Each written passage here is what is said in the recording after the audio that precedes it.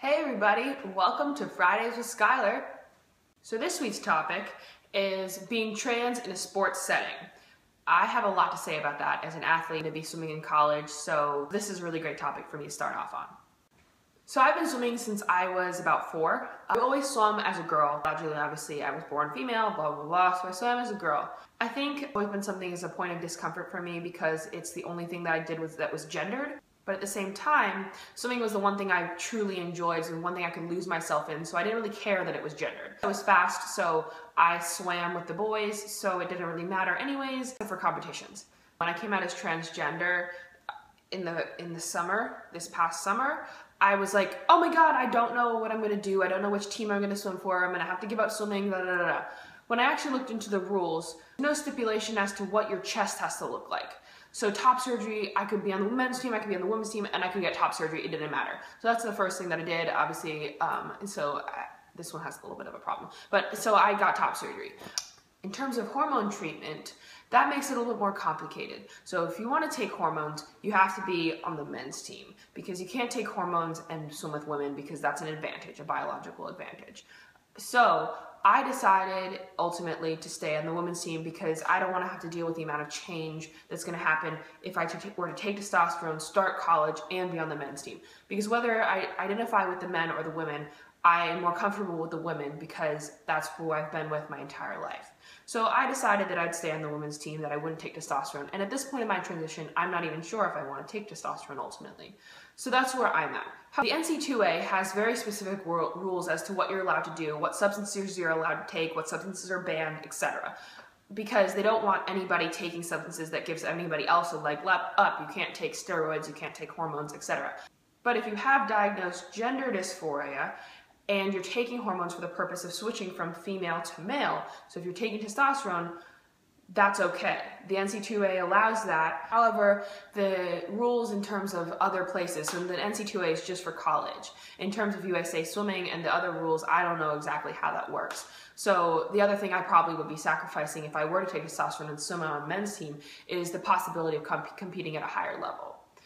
However, I'm not completely writing that off for in the future, because maybe I'll swim for the women's team for a couple of years and then I'll switch over to the men's team, who knows. I'm not sure. At this point in time, I'm just going to stick with the women's team.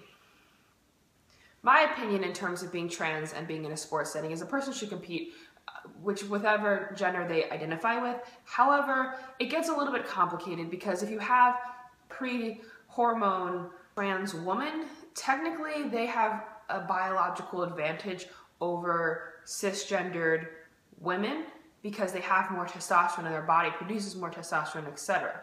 The other thing is that typically men are larger than women. They're taller, they have bigger bone structures, they have farther reach, etc. So they have an advantage that's biological. So I get a little bit confused as to where I stand on that.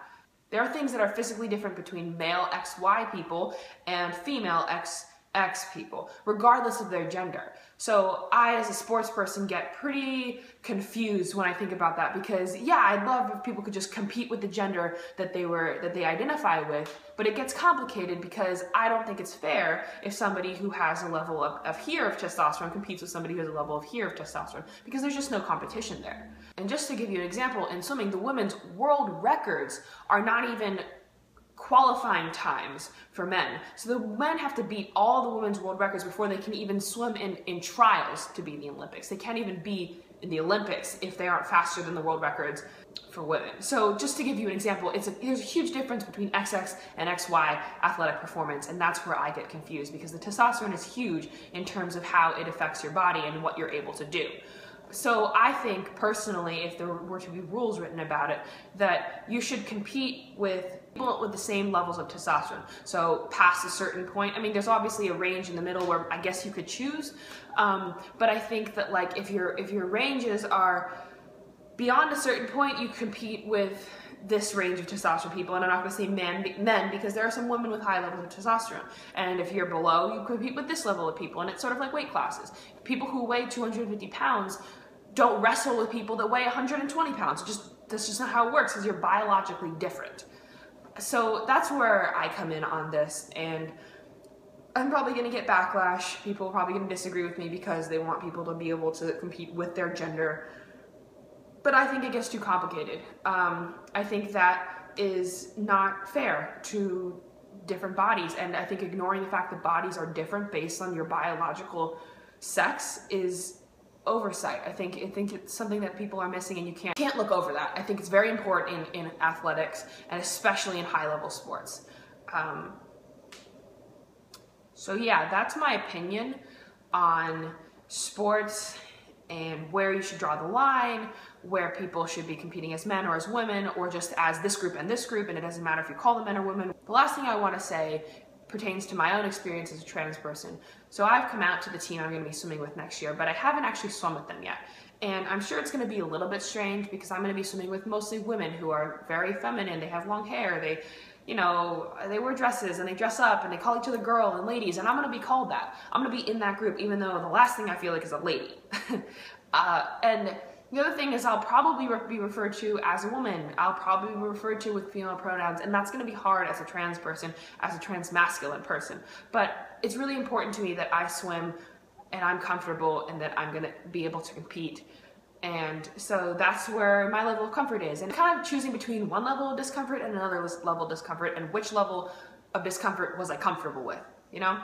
So that was ultimately how I made my decision. And if you have negative things to say about it, please don't be mean. I welcome other people's opinions, I welcome your comments, I welcome your questions, but please try not to be mean.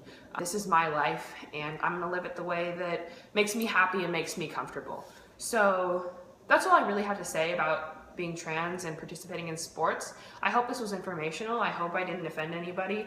Check out Point 5cc's website. This is from their website.